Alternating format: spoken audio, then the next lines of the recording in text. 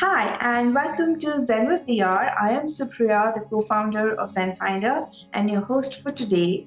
We're doing this series in collaboration with Virtuous Retail, and today we'll be talking about how and why should you invest in your financial well-being. And for that, I have with me Vikram Singhvi, who is a certified financial planner and also the co-founder of When Wealth. That's a boutique wealth management company based in Bangalore.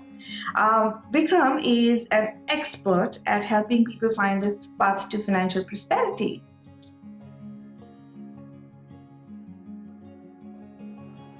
Welcome, Vikram. It's great to have you here, and I think it's a very pertinent session in the scenario that we find ourselves in today.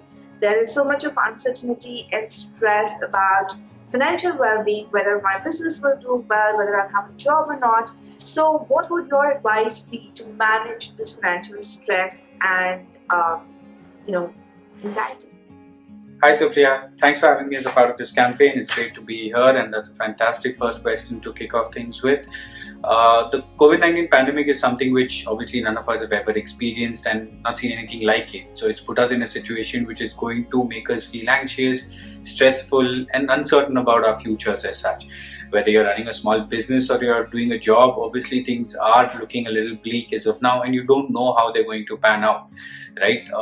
If you're running a small business, you don't know whether once the lockdown is lifted, you're going to be able to go back to a situation where things were, say, 3 weeks ago. And if you're doing a job, you don't know whether you could get furloughed for a brief period, or you're going to have to take a lesser salary for a brief period. It could be either, and in uncertain times like this, you tend to get stressed out. But it's important not to fret over these things and start preparing yourself mentally and financially. I think more importantly, to prepare yourself mentally for a situation where you may not be able to be in a situation which is good enough, and then think about the financial implication of that.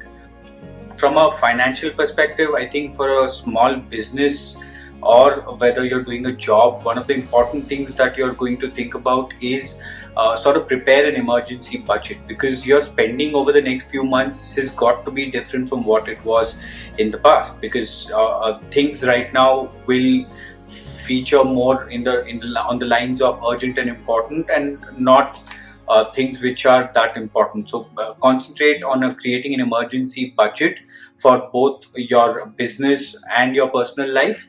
Apart from that, I think one of the most important things that one can think about is creating an alternative source of income. It's not it's sometimes important to think about an alternative source of income and not depend purely on your main source of income.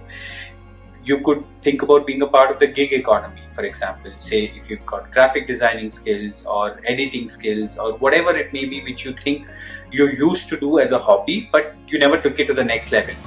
Given that you're in the kind of lockdown that you are, it might be a good idea to utilize that skill and start developing an alternative source of income, which could create a good buffer for you and not just be dependent purely on the main source of income.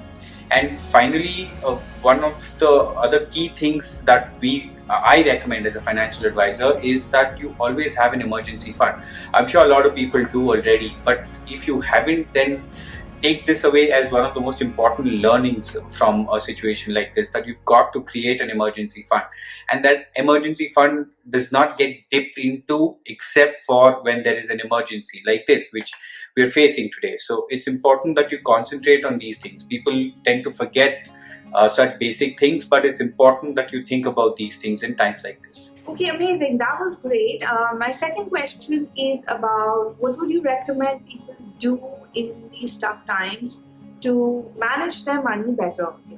Do you have any tips for us? That's actually a very important thing to think about, Supriya, in times like this, because people right now are very stressed out about, oh, what's going to happen, but nobody's thinking about what you need to think about in the long term. Financial well-being is something which is very important to think about from a longer term perspective, and it's in times like this that you realize whether what you've done is right or wrong, or what is it that you could have done differently. So retrospectively thinking about things may not be the right thing to do as of now. Instead of reminiscing over those old times, think about what you want to do for your future. Think about how you want to make sure that your goals are rightly placed in line with your investments and your risk profile. Obviously, every individual's risk profile is very, very different. You don't necessarily, person A is not going to have the same risk profile as person B. Your goals will define your risk profile. So make sure that you're talking to a financial advisor who will help you understand what your risk profile is. List down your goals with him, discuss with him what is it that you need to do towards achieving your goals, and be more realistic about things as such, and ensure that if you're not in a situation where you can take a risk with investment, then don't do so. But if it is in crisis situations like this that people who make sure that they're thinking about the long term end up making really decent returns. Take the 2008-2009 global financial crisis, for example. Anybody who invested through that crisis ended up being on the right side of things, and I'm pretty sure that even now, if you're doing things in the right way, you will end up being on the right side of things. Make sure that you're not making investments for the sake of making investments. Try and understand what your structure or model is by talking to a financial advisor, by understanding what your requirements are, and then accordingly do things. Because your risk profile is completely different from someone else, as I said, and your risk profile is going to change from time to time. It will change according to the situation, because your individual situation could be changing, the global economic scenario could be changing, India's economic scenario could be changing from time to time.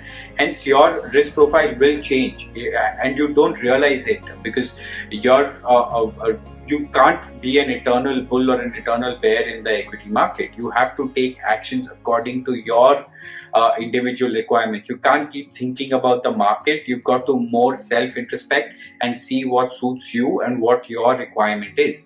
Because if you keep taking decisions according to the market, then you're not going to be able to be in a prosperous situation financially. Think about your portfolio more than thinking about the Nifty or the Sensex. Think about what you need to do. If you've been working with a financial advisor all this while, go back to the drawing board right now, understand where your portfolio stands, and see what changes and tweaks you need to make because of whatever the current situation in the market is. Thanks, Vikram. So, on to my final question, and that's about what to avoid.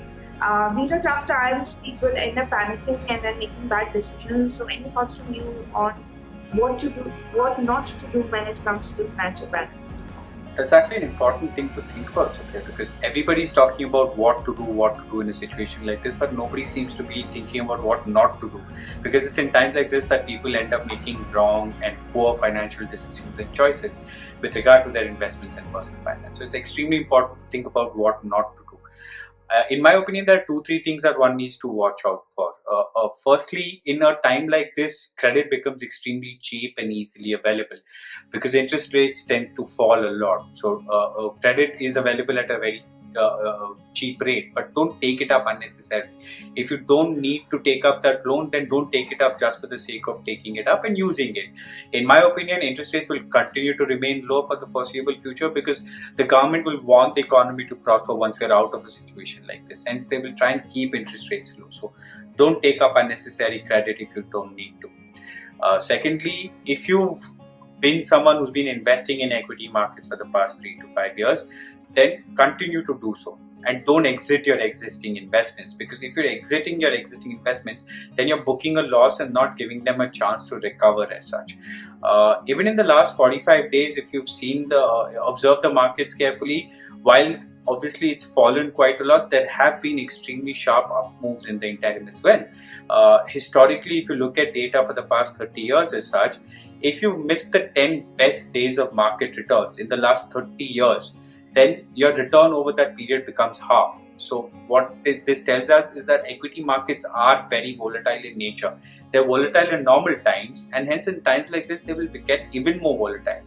I understand it's difficult to see your portfolios diminish at the rate at which they have, but you've got to show some courage and patience and stay invested and stay the course during times like this.